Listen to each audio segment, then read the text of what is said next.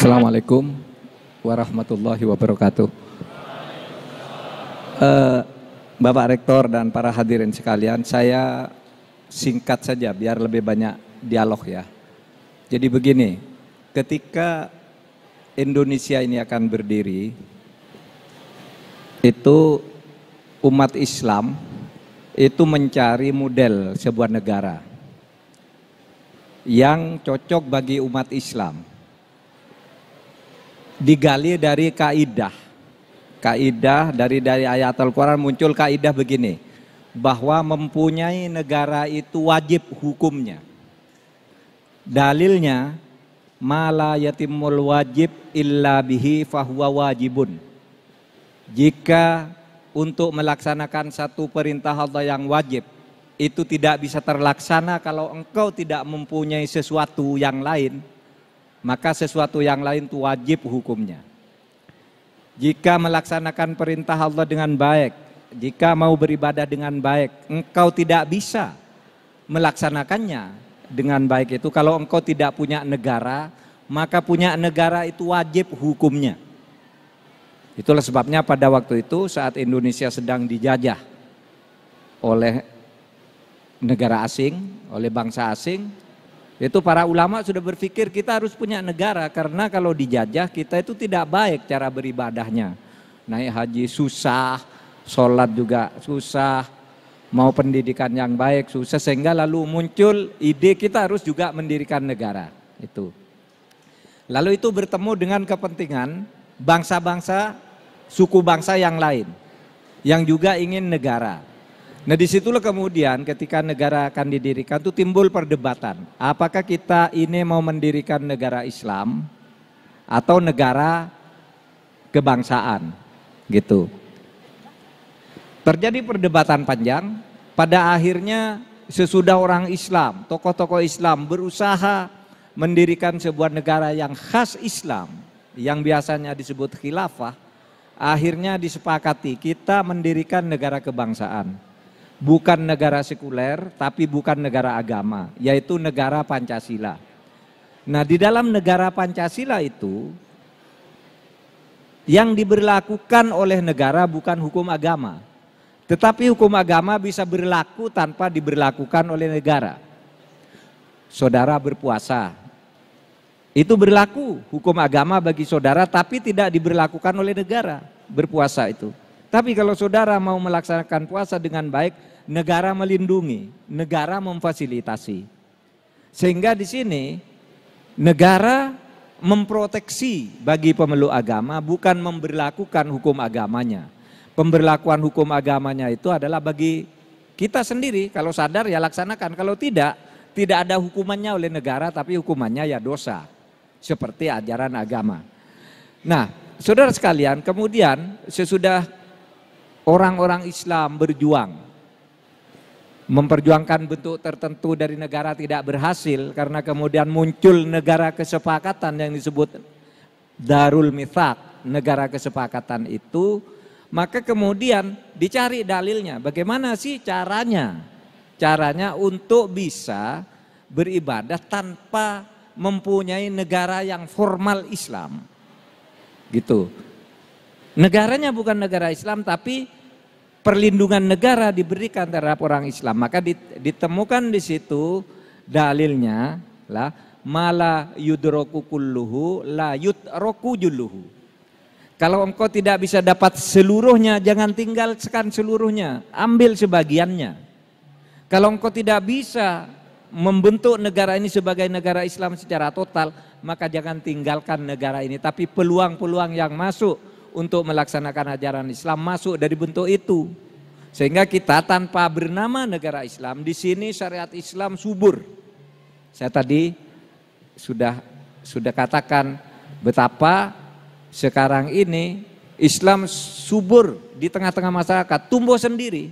Seperti di kampus sekarang. Kenapa di kampus-kampus sekarang subur umat Islam? Karena begini, waktu kita mahasiswa dulu sulit gitu mau mengadakan kegiatan keislaman, tapi lama-lama yang sulit-sulit ini kan jadi dosen, jadi rektor, jadi dekan, jadi apa, lalu tanpa kesulitan kemudian membentuk suasana keislaman. Seperti sekarang ada Profesor Panut, dulu berjuang sulit ya punya masjid sulit apa dulu gitu. Nah sekarang fasilitasi, mahasiswa perlu masjid, kampus perlu masjid, bukan hanya ini sekarang masjidnya di Masjid Mardia sekarang sudah diperbaiki saya dengar dan seterusnya. Nah itu caranya melaksanakan Islam, jadi tidak usah ngotot-ngotot gitu, kok kita bukan negara Islam, tidak sesuai dengan syariah. Tidak, karena yang disebut negara Islam itu sendiri, saudara, bentuknya itu ada 58 sekarang ini di dunia. Negara yang penduduknya kaum muslimin sekarang ini ada 57 negara yang tergabung di OKI itu disebut negara kaum muslimin. Tapi bentuknya beda-beda. Karena memang bentuk itu boleh apa saja. Yang penting substansinya umat itu terlindungi untuk melaksanakan ajaran agamanya. Gitu. Nah kalau kita tidak dilindungi ya kita ngelawan, wong kita semua Islam di sini. Oleh sebab itu jangan khawatir gitu, kok seakan-akan kita ini ditekan terus. Tidak, sebenarnya peluang untuk maju bagi umat Islam memasuki semua area-area yang tersedia di dalam sudut-sudut kita bernegara ini semua tersedia bagi kita. Ya, nah. Apa yang diperjuangkan kalau gitu? Yang diperjuangkan begitu dalilnya al-ibratu fil Islam bil jauhar la bil madhar. Patokan dasar kalau engkau ingin memperjuangkan Islam, ingin berislam dengan baik bil jauhar. Masuk ke substansinya, ndak usah simbol-simbolnya. Ndak usah namanya, ndak usah undang-undang bernama Islam, negaranya Islam, benderanya Islam. Substansinya bil jauhar. Apa? Isinya apa? Isinya itu kemaslahatan umum, kebebasan beribadah, hak asasi manusia. Sehingga di situ apa yang disebut tujuan kita bernegara itu maqasidus syar'i. Maqasidus syar'i. Maksud tujuan syara itu apa? Nah itulah kemudian dulu para pendiri negara yang beragama Islam itu menerima konsep dasar negara kita itu adalah negara Pancasila. Saudara, kalau umat Islam pada waktu itu menolak, saya tidak mau kalau bukan negara Islam, negara ini tidak berdiri. Misalnya Muhammadiyah saja sama NU bilang, saya hanya mau negara Islam, tidak ada nih Indonesia. Tetapi karena para pemimpin kita dulu ingin kita bersatu, dan dengan cara bersatu itu tidak melanggar syarat, tidak melanggar ajaran agama, maka mereka dirikan negara kesatuan, negara kebangsaan berdasarkan Pancasila itu. Sehingga dengan demikian saudara, ini yang terakhir, saya optimis masa depan Islam di Indonesia, di negara kesatuan Republik Indonesia berdasar Pancasila ini akan maju dan maju. Seperti sekarang ini, tumbuh dari bawah. Islam itu di Indonesia sekarang menurut saya tidak dikatrol dari atas, tapi tumbuh sendiri dari bawah. Seperti saudara-saudara ini, kan bergairah dari bawah bukan karena katrolan dari atas. Karena apa? Karena begitu orang Islam diberi kesempatan menempuh pendidikan, maka di situ kemajuan akan dicapai dengan sendirinya. Nah, saudara sekalian, demikian pengantar dari saya. Selanjutnya, mari kita diskusi.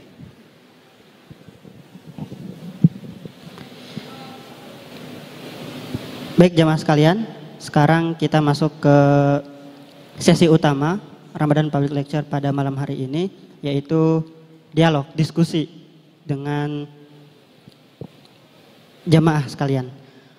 Silakan bagi jamaah sekalian yang ingin bertanya, jamaah putra terlebih dahulu. Silakan maju yang sudah ditunjuk oleh panitia.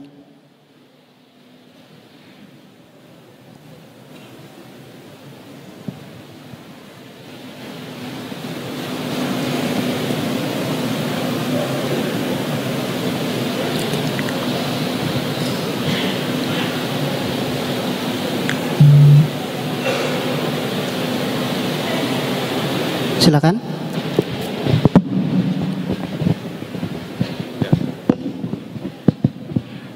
Baik, Assalamualaikum warahmatullahi wabarakatuh, Prof. Salam kenal. Saya Fahrel dari HMI Hukum. Ingin tanya Prof seputar materi yang Prof sampaikan. Saya sebenarnya punya pertanyaan terkait dengan hal ini dan saya tanya ke beberapa dosen dan saya tidak mendapatkan jawaban yang memuaskan. Saya harap Prof bisa menjawab dengan baik. Jadi gini Prof, kalau di bukunya Prof Suhino, Ilmu Negara, Pasti teman-teman yang dari Fakultas Hukum belajar tentang konsep nation state dan state nation, negara bangsa dan bangsa negara. Kemudian yang saya ingin tanyakan Prof terkait dengan konsep itu, Indonesia sebagai bangsa negara, kemudian apa yang menjadi dasar utama bagi kita untuk tetap bersatu Prof? Ketika bangsa Indonesia ini tersatukan oleh insiden sejarah. Karena kebetulan Hindia Belanda ini mencakup apa yang kita kenal sebagai Indonesia. Pun seandainya Soeharto selama 35 tahun berkuasa berhasil mempertahankan Timur Timur, mungkin kita mempunyai justifikasi. Atau mungkin Hindia Belanda ketika menguasai Timur Timur, Timur Timur pun mempunyai hak untuk masuk wilayah kita. Tapi ternyata enggak. Kita mengenal Indonesia sekarang karena insiden sejarah. Dan di satu sisi mungkin kejeniusan para pendiri bangsa kita, Soekarno, Hatta, untuk merumuskan Pancasila sebagai dasar negara kita. Mungkin hal itu tidak terjadi di Yugoslavia. Ya mungkin kalau itu dilakukan juga oleh Joseph Broz Tito akan berbeda ceritanya. Kemudian yang menjadi pertanyaan saya Prof, lantas apa yang menjadi dasar kita untuk tetap bersatu seperti itu? Sekian, terima kasih. Terima kasih Mas. Panel pertama kita masih butuh 2 penanya lagi.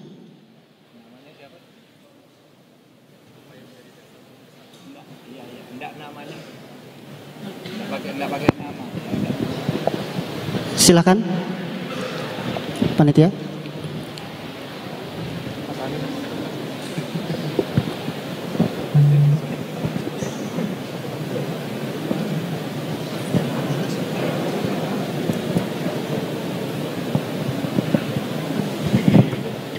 Terima kasih atas waktu yang diberikan. Bismillahirrahmanirrahim. Perkenalkan, saya Hairul Amin dari Muallimin Muhammadiyah Yogyakarta. Yang ingin saya tanyakan adalah mengenai dekret Presiden Soekarno tahun 1959, Prof. Membaca dekret Presiden pasca sidang konstituante, kita akan menemukan banyak penafsiran dalam pandangan perspektif pesimistis dalam sejarah. Maka bisa dikatakan kita dekret itu adalah denting kekalahan dalam sidang konstituante. Tapi dalam tafsiran lain yang lebih optimistis, karena isi dekret Presiden apabila kita amati adalah mengembalikan Pancasila tafsirannya kepada preambul Undang-Undang Dasar 1945. Nah, yang ingin saya tanyakan adalah karena Prof pernah menjadi ketua Mahkamah Konstitusi mantan, bagaimana proses pertarungan legislasi ini? Karena kalau kita mengingat undang-undang yang ada terutama beberapa tahun terakhir itu sangat kering dalam nilai perspektif nilai keislaman. Nah, itu bagaimana Prof kira-kira posisi tawar itu dan kemungkinan untuk menjadi legal drafting Islam masuk ke dalam posisi itu.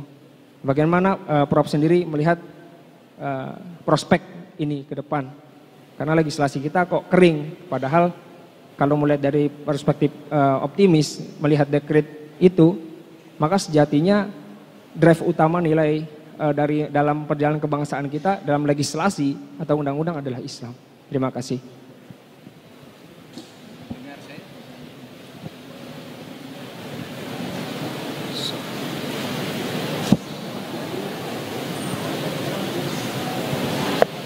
Satu lagi dari belakang.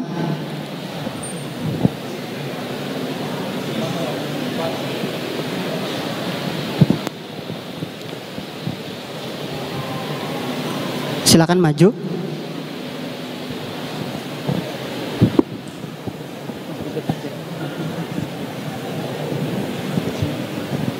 Assalamualaikum warahmatullahi wabarakatuh. Kalau tadi banyak mahasiswa, saya ini pedagang Prof. Nama saya Mas Yatiman, penjual gitar. Jadi pertanyaan saya lebih spesifik yang menyentuh masyarakat. Kalau tadi yang dibicarakan tentang Pancasila, kan sebagai masyarakat ini kemarin juga mendengar bahwa ada salah satu tokoh yang melontarkan bahwa Pilpres pada saat ini antara perang ideologi Pancasila dan khilafah. Nah, itu pertama pendapat Profesor Mahfud MD gimana? Kemudian yang kedua, seperti saya yang memang langsung bersentuhan dengan, misal saya ini kan orang jualan, ketemu yang satu milih Prabowo, satu milih Jokowi dan sebagainya, pasti kan akan terjadi gesekan secara mikro. Nah, tapi tokoh-tokoh bangsa kita kan melakukan rekonsiliasi ya. Itu kan secara makro gitu. Tapi kan gimana pendapat Pak Mahfud untuk kita yang untuk merekonsiliasi di level akar rumput? Assalamualaikum warahmatullahi wabarakatuh.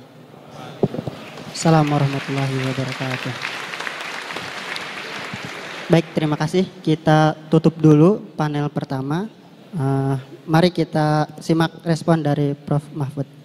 Ya, saya tidak tahu apakah suara saya bisa ditangkap dengan baik ya. Saya tadi yang dari sana sama sana tidak nangkap sama sekali. Suara saya bisa didengar ya? Bisa ya, baik.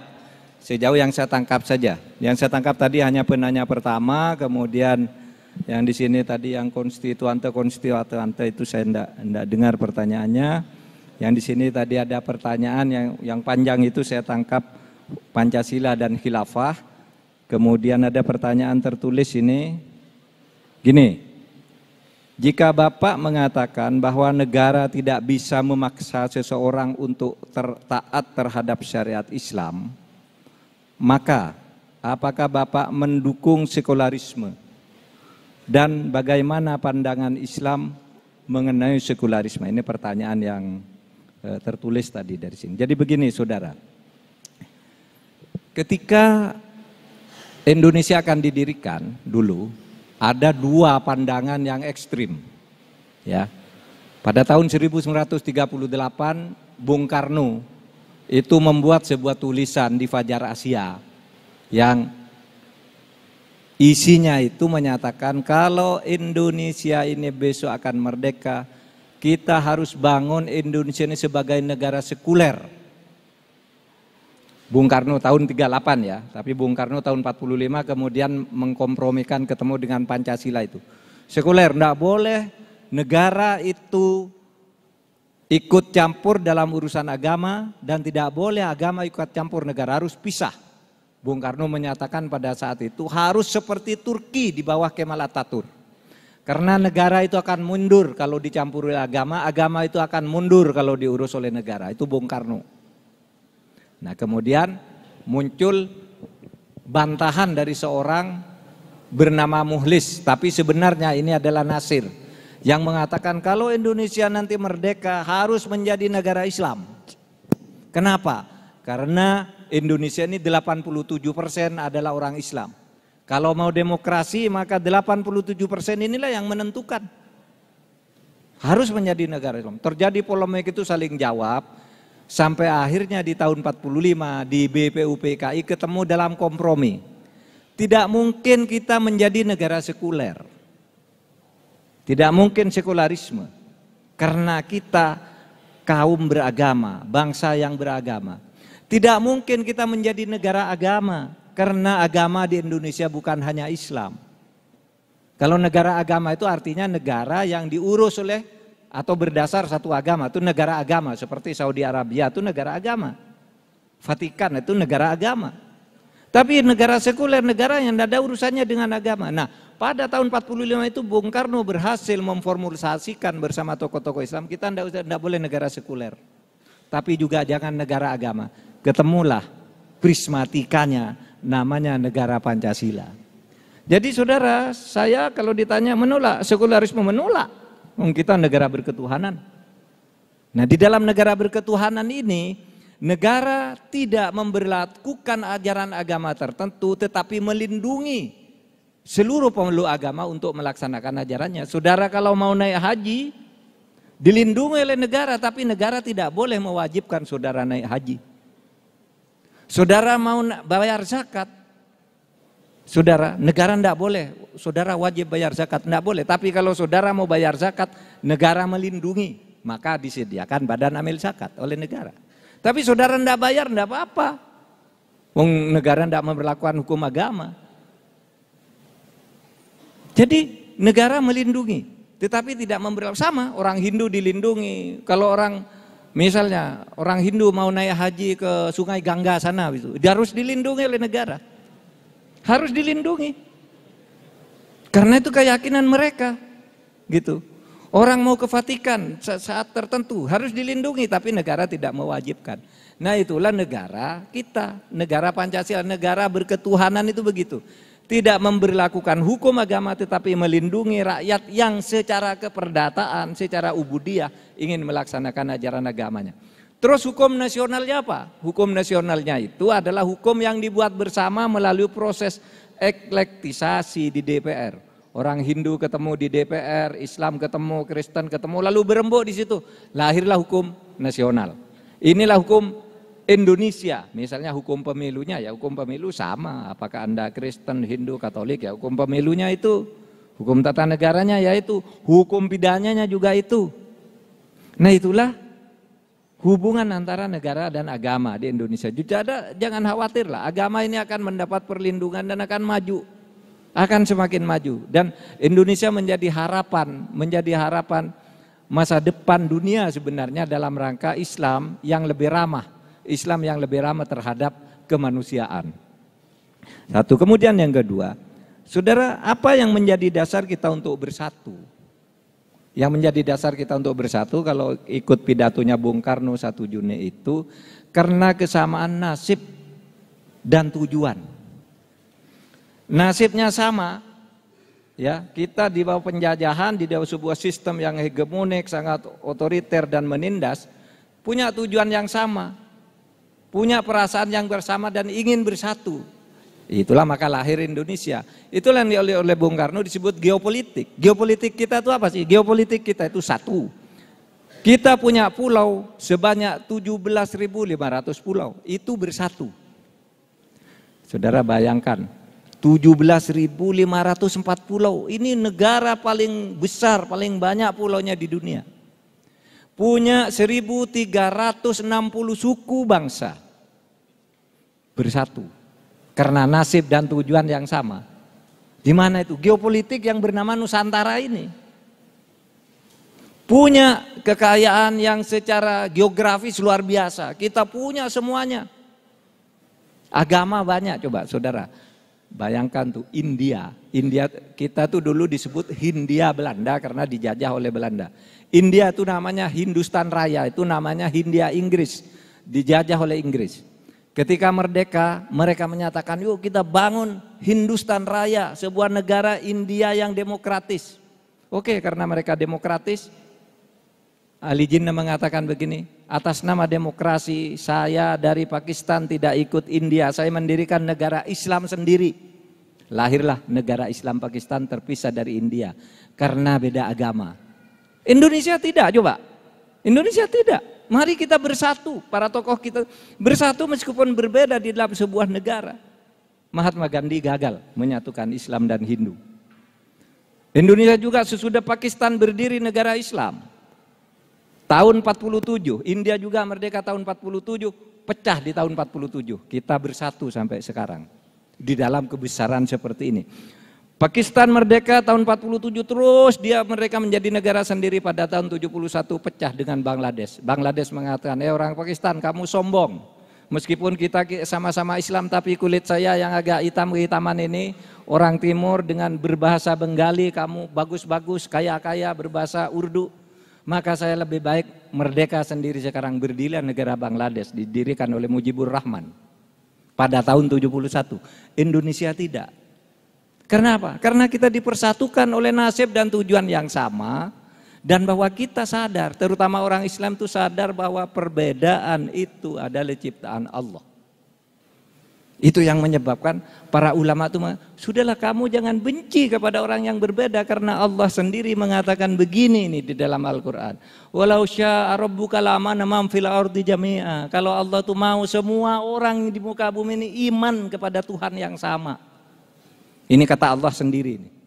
Nanti coba dibuka surat Yunus ayat 99. Walau syaa rabbuka la'amana man fil ardi kulluhum jami'a. Kalau saya mau nih, kata Allah, kalau saya mau, ini manusia di muka bumi ini iman kepada saya semua. Tetapi sengaja saya menciptakan manusia ini berbeda. Coba nanti baca lagi di surat Al-Maidah ayat 48. Walau sya'allahu laja'alakum ummatan wahidah. Kalau Allah itu mau, maka kamu semua itu hanya jadi satu jenis umat Islam semua. Kalau saya mau ini kamu. Ini firman Allah. Walakin liyabluwakum fima atakum. Tapi sengaja saya menciptakan kamu berbeda untuk melihat kamu. Apakah di dalam perbedaan itu kamu bisa berbuat baik satu sama lain. Oleh sebab itu fastabikul khairat. Berlomba-lomba saja dalam kebaikan. Tidak usah memaksa orang lain untuk sama dengan kita, untuk apa? Kalau Allah mau sudah disamakan semua. Sengaja saya menciptakan perbedaan itu, kata Allah. Itulah yang dipakai oleh para ulama kita itu. Ketika ber-Indonesia ini, mari kita bersatu di dalam keberbedaan. Karena perbedaan itu justru rahmat. Justru Tuhan sendiri yang menciptakan. Apa ada di antara Anda bisa membantah bahwa Tuhanlah yang mengatakan bahwa saya yang menciptakan kamu berbeda. Saya yang menciptakan, kata Allah. Terus kenapa kamu memaksa orang lain yang memang sudah saya bedakan sendiri? Tugasmu adalah menyampaikan kebenaran. Sampaikan ini risalah Islam. Tetapi kamu tidak boleh maktar. Fadzakir innama anta mudzakir. Ingatkan Muhammad, tapi engkau adalah pengingat. Wa ma anta bimusaitir. Kamu tidak boleh memaksa. La ikraha fiddin, tidak boleh. Kalau kita merasa Islam baik, ayo kita sampaikan ini Islam saya baik. Mau ikut enggak? Enggak, ya sudah.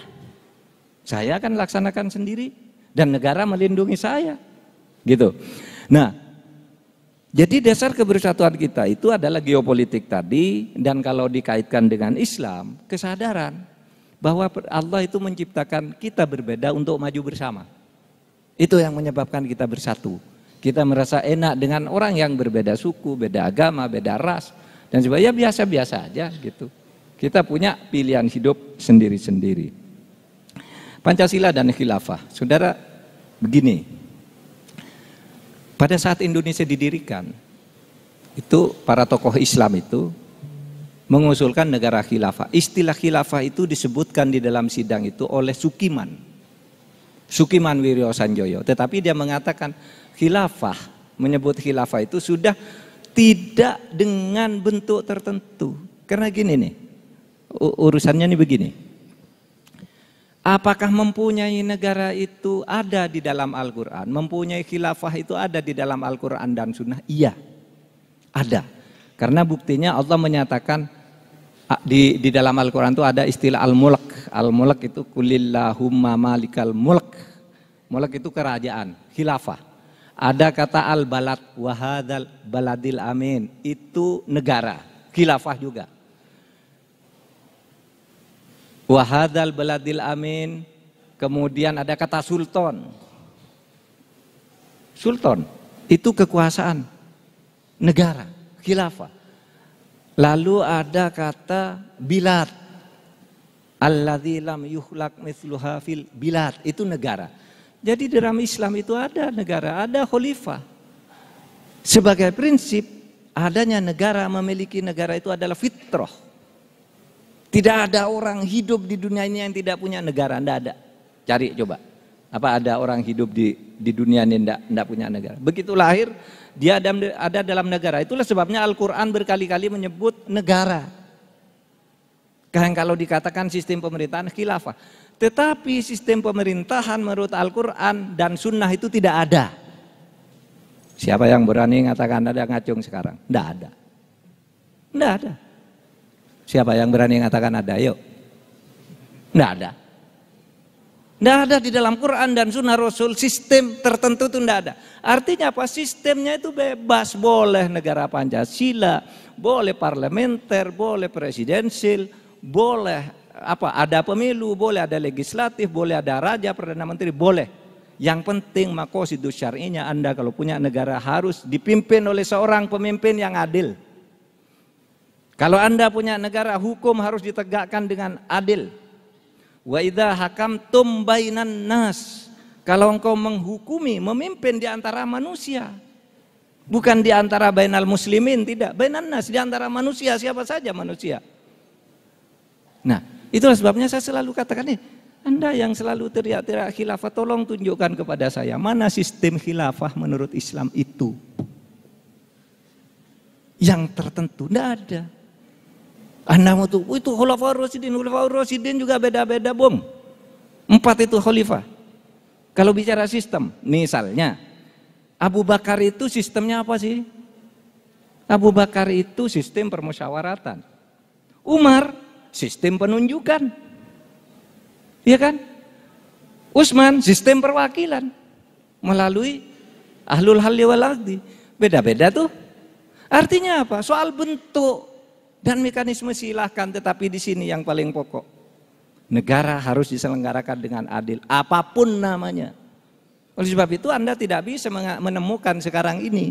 Kalau saya tanyakan, mana sistem khilafah sekarang yang menurut Anda sesuai dengan Islam? Tunjuk satu, pasti akan saya salahkan. Tunjuk. Anda mau nyebut Arab Saudi, salah. Wong yang Mesir juga bilang bukan Arab Saudi negara Islam. Iran juga bilang bukan, si Libya bukan. Arab Saudi itu Al-Mamlakah. Terus ada Uni Emirat Arab. Beda lagi Imaroh di sana. Di sana Mamlakah, sini Imaroh. Lalu di Iran ada Al-Jumhuriyah, sistem imamah. Negara-negara itu beda-beda. Mana yang benar? Benar semua. Kok benar semua? Karena bentuk negara atau hukum tata negara itu lahir berdasar kebutuhan waktu dan tempat. Bilang begini, dalilnya tuh la yungkaru taghayyurul ahkam li taghayyuril asman wal amkan wal awaid.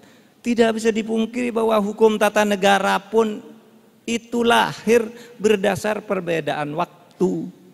Kalau waktunya beda, bentuknya beda. Zaman Abu Bakar dulu sistem musyawarah langsung. Nah sekarang waktunya sudah lain, pakai pemilu. Kan bisa, pakai sistem parlementer, pakai perwakilan. Tapi ada juga yang Islam itu Islam benar, tetapi tidak usah pakai perwakilan, langsung darul fatwa. Raja berkuasa didamping oleh seorang mufti ahli agama di sampingnya. Boleh enggak itu? Boleh. Sistem Pancasila boleh enggak? Boleh. Ini tinggal kita mengisinya saja. Sehingga saya selalu berkata sih, saya ini orang Islam. Kalau memang ada yang tahu dalil sistem khilafah itu yang baku seperti ini, saya mau ikut. Saya mau ikut. Karena itu wajib bagi saya kalau ada. Tetapi sesudah saya tanya, enggak ada pun Riau yang teriak-teriak itu enggak tahu bahwa tidak ada. Khilafah. Ya ini sudah khilafah. Indonesia ini kalau di bahasa Arab kan, ya sistem pemerintahan Indonesia itu kalau di bahasa Arab kan al-khilafah al-Indonesia, sudah ini khilafah ini. Kalau bahasa Arabnya. Iya. Kalau ditanya bentuknya, ayo saya tantang di sini kalau ada yang tahu bentuknya, tunjukkan ke saya bahwa Pancasila itu bertentangan dengan khilafah Islamiyah. Enggak ada. Karena kalau saya tanya sistemnya apa sih? Sistemnya tidak ada. Sistem bisa berbeda-beda. Mesir itu sistemnya lain, Maroko lain, Malaysia lain, Pakistan lain, Islam semua, Libya lain, Tunisia lain. Beda. Saudara tahu, negara-negara Arab itu ada 22 negara yang tergabung dalam Liga Arab. Berbeda juga, meskipun dasarnya katanya sama dari Al-Quran dan Sunnah. Nah oleh sebab itu saudara jangan takut, wah saya ini kok hidup di negara yang bukan khilafah ya, jangan-jangan saya ini dosa, jangan-jangan ibadah saya tidak terima. Enggak, Indonesia ini tinggal di bahasa Arab kan sudah khilafah namanya, cuma bukan di bahasa Arab kan aja gitu. Khilafah itu bahasa Arab artinya sistem pemerintahan. Kalau di Indonesia sistem pemerintahan Indonesia ya al-khilafah al-Indonesia.